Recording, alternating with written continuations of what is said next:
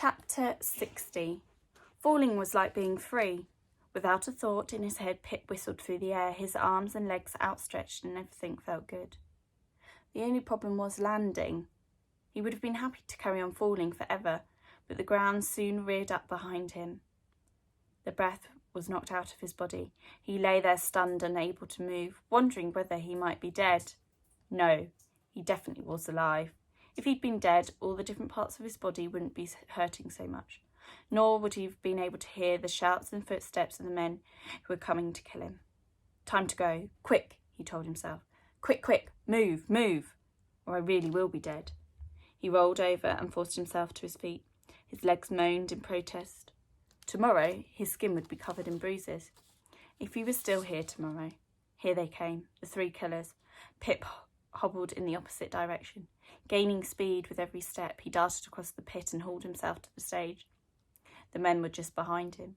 He could hear the footsteps, their curses, and their breathing.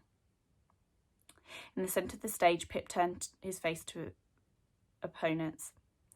He could have kept running, but he wouldn't have got far. He didn't intend to die with a sword in his back. No, he wanted to die like a soldier, like a man, staring into his killer's eyes. The three men clambered on the stage and surrounded Pip. Pip turned on the spot, glancing at each of them in turn, wondering who would come for him first. 3 against 1? 3 swords against 1 dagger? 3 men against 1 boy? He didn't have a chance. In a minute or 2, he would be dead. He felt scared, although he wasn't sure what actually scared him most. Fighting, dying, or suffering. All the different pains which could surely be inflicted on him in the next few moments. Probably pain. He didn't mind fighting. Dying shouldn't hurt. And it would be interesting to see where he ended up, heaven or hell, after he died. But pain. He was definitely frightened by the thought of enduring yet more pain. What do you do when you know you're about to die? How do you spend your last few seconds on the earth? Some people weep, others beg for mercy. If you're worried about the reception that you are going to get from God, you say a prayer, confessing your sins and asking for forgiveness. Or you just close your eyes, breathe deeply and wait to see what happens next. Pip didn't do any of these things. There was a small chance, a very, very small chance, that he might be able to survive. If he was brave and fought well, most importantly, got lucky. He watched the 3 men, remembering what he knew. The more you've learnt about your opponent, the better you can fight him. You must watch him constantly, study him, search for his weakness. He stared at Scar, Tooth and Weasel, wondering if there was any way he could fight all 3 of them at once and win. He didn't have to wait long to find out. After a few seconds, he looked at the Weasel. The Weasel nodded at Tooth and then Scar. Together, all 3 men raised their swords and advanced. The Weasel lunged first. Pip ducked, avoiding the blow. As he raised himself from the ground, Scar's sword flew through the air and sliced a long gash along his chest. Yelling in agony, Pip stumbled. It was lucky that he did. If he had been standing upright, Tooth's sword would have run straight between his shoulder blades. Instead, it nicked his forearm. Pip yelled again, this time with fury rather than pain, and rammed his body backwards. The breath was knocked out of Tooth's lungs. Pip flung his right arm behind him and stabbed with his dagger, hoping to connect with some part of Tooth's body. Aye! The blade sliced the length of Tooth's forehead, opening a long wound. Blinded by the curtain of blood running down his face, Tooth didn't have a chance to see the foot which slammed between his legs. Oh! Gasped in agony. Tooth fell to the ground. George Stone could see 4 men fighting on the stage. 3 men, actually, and a boy. George lurched through the pit, ignoring the agony, shrieking from every nerve in his body, and headed for the stage. The spaniel ran alongside him, yapping. Pip whirled on the spot, checking the other 2 men. They were still standing, considering their tactics. The odds had hardly improved. A boy against 2 men doesn't have much more chance than a boy against 3 men. He had nowhere to run. He raised his dagger and looked at each of the 2 men in turn, trying to decide who to attack first. Before he could reach a decision, he received some unexpected assistance. A shape flashed across the stage and attached itself to the weasel's ankle.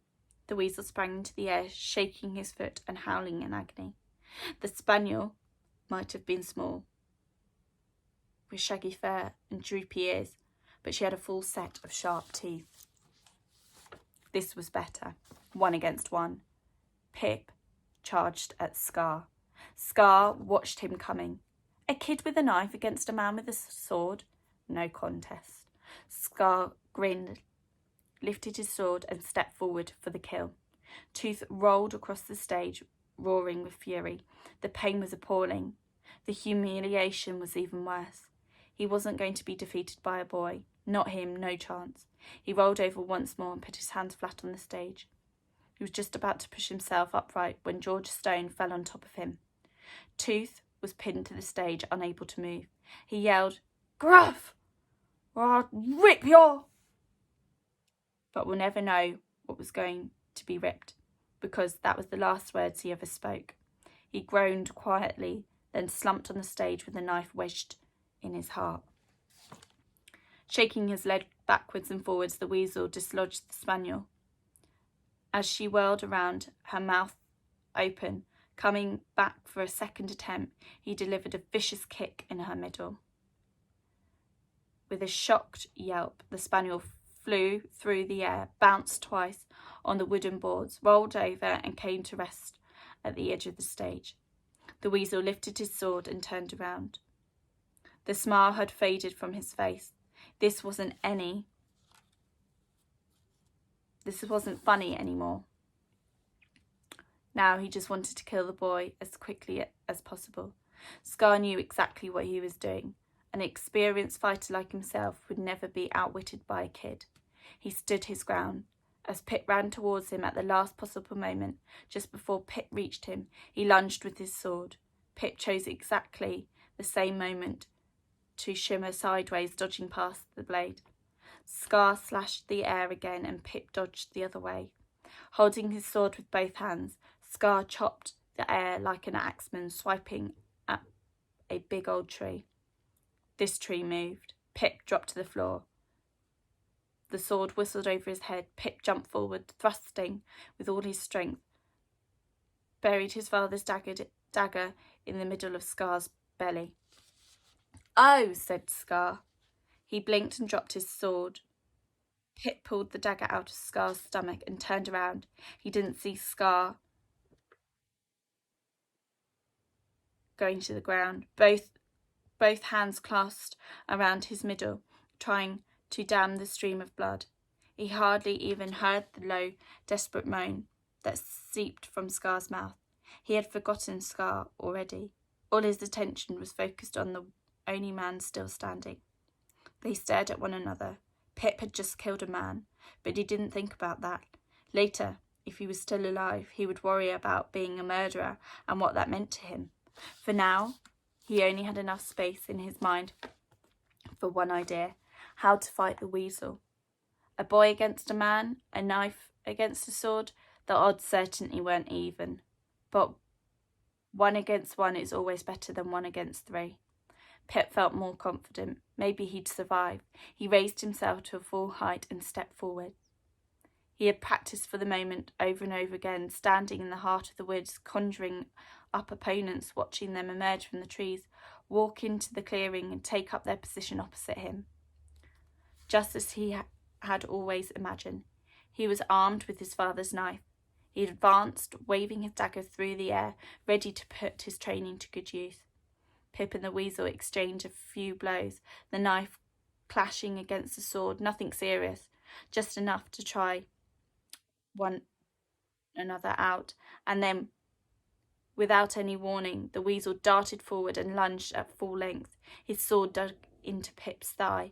Pip screamed and staggered backwards.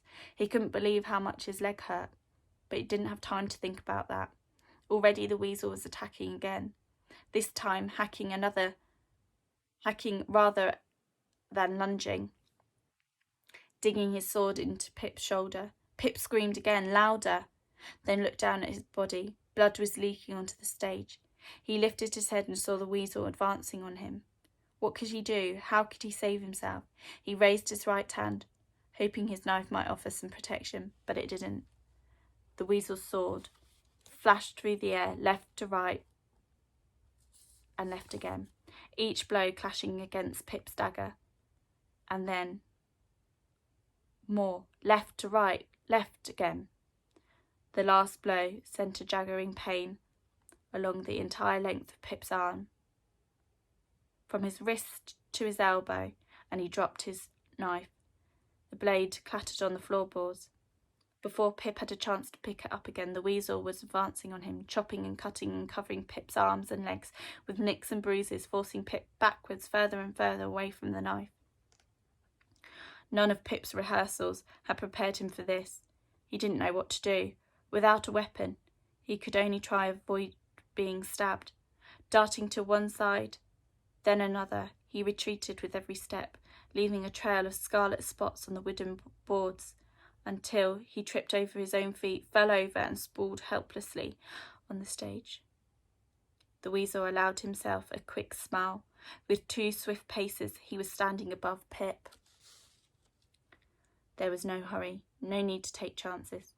Steadying himself for one final attack, the weasel gripped the sword with both hands, then swung. His blade whistled through the air. This is the end, thought Pip.